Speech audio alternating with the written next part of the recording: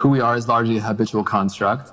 By midlife, you said that about 95% of us is on autopilot. It's continually doing the same habits and motions throughout our life. And with that in mind, it's almost like we're asleep. You could just say we're asleep. And so the process of waking up, I want to dive into now of how we can tangibly move through and go through very much like a drug withdrawal, because it's rehab.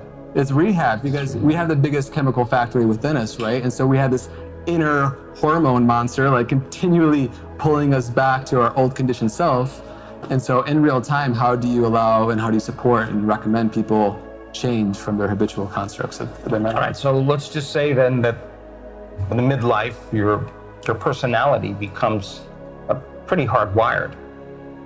If you keep thinking the same thoughts, if you keep making the same choices, you keep doing the same things, you keep creating the same experiences, you keep feeling the same emotions, I don't know, let's be conservative.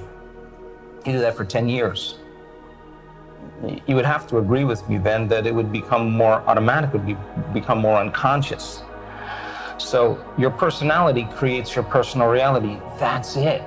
That is it. And your personality is made of how you think, how you act, and how you feel. So keep thinking the same way, keep acting the same way, keep feeling the same way. Your personality is the same, and your personal reality would be the same as well. So if you wanted to change your life, if you wanted to change your personal reality, you would have to change your personality. And then you'd have to start thinking about what you've been thinking about and decide if you really want to believe that any longer. And when does the story end? It's that moment that you become so conscious of that thought, you're so tired of it, you're so aware of it that you would never let it slip by your awareness ever again. You catch yourself complaining and blaming and making excuses and feeling sorry for yourself, and that's been your unconscious program. Then the moment you become conscious of those unconscious behaviors, you're out of the program. You're only in the program when you're unconscious, and so it takes an enormous amount of energy and awareness to separate from those programs. And then there's those emotions that we feel every single day that are so familiar to us that we don't even know what they are. We just feel guilty. We don't even know it's guilt. It's just how we feel. And the stronger the emotions that we have to experiences in our life, the more altered we are inside of us. When the chemistry changes inside of us, the brain narrows the focus on the cause and takes a snapshot or a series of snapshots, and that's called a long-term memory. And so then it makes total sense then that a person, by every time they relive that event in their life, they're making the same chemistry in their brain and their body, and their body's literally believing it's living that experience over and over again. And now the body's so in the past that it's the mind of the past. So then the act of becoming so conscious that you don't go unconscious is a changing of consciousness. How many times do we have to forget until we stop forgetting and start remembering? That is the moment of change. And I looked up the word meditation. I looked it up. I wanted to know what that symbol meant, and it means to become familiar with, to become so conscious of your unconscious self, to know thyself so well that you don't default back to that old personality. That's a set of hardwired thoughts and attitudes and beliefs, automatic habits and behaviors and emotional responses that are equally as automatic. And the hardest part about change is not making the same choices you did the day before. And the moment you decide to make a different choice, I got news for you.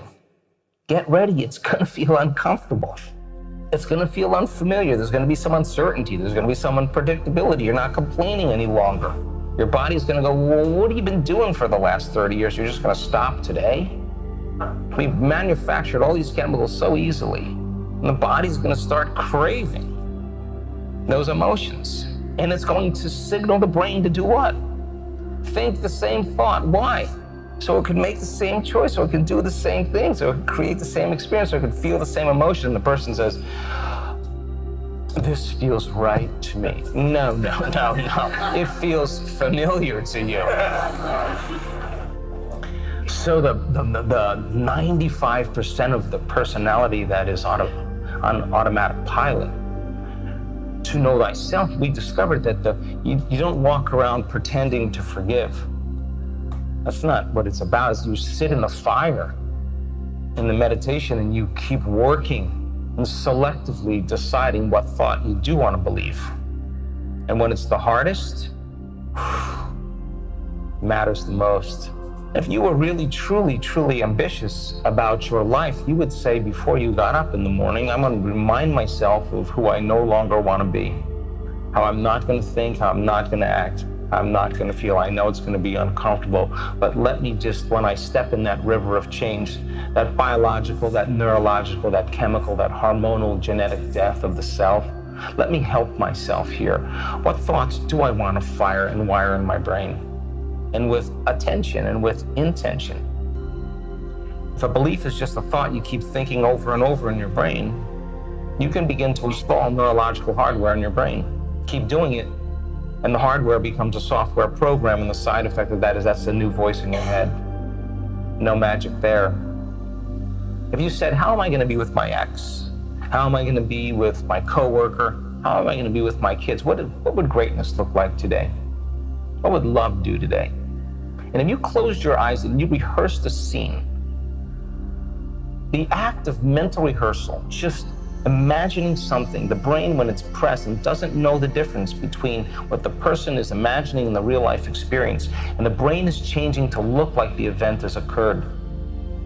Keep installing that hardware and all of a sudden it'll become a software program. And you might actually start acting like a happy person. No magic there either.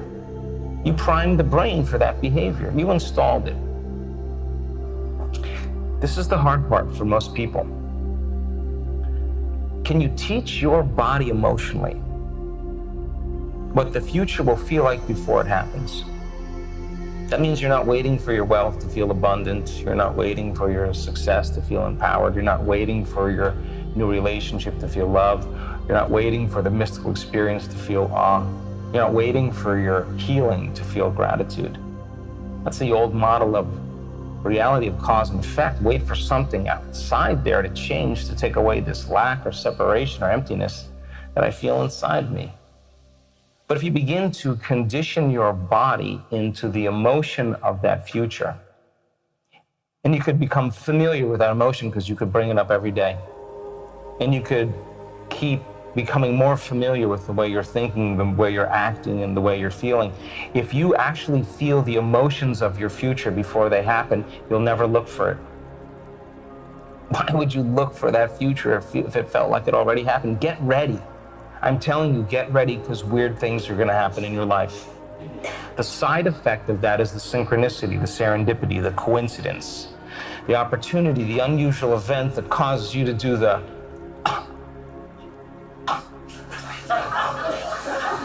and I'm not talking about a parking space either. I'm talking about a real life event where your world is rocked. And somehow you come to the awareness, the consciousness, the understanding that somehow you're creating this. And we move from being the victims of our lives to being the creator of our lives. And I want people to experience that, to prove to themselves how powerful they really are. And people have done all kinds of things as a result of it.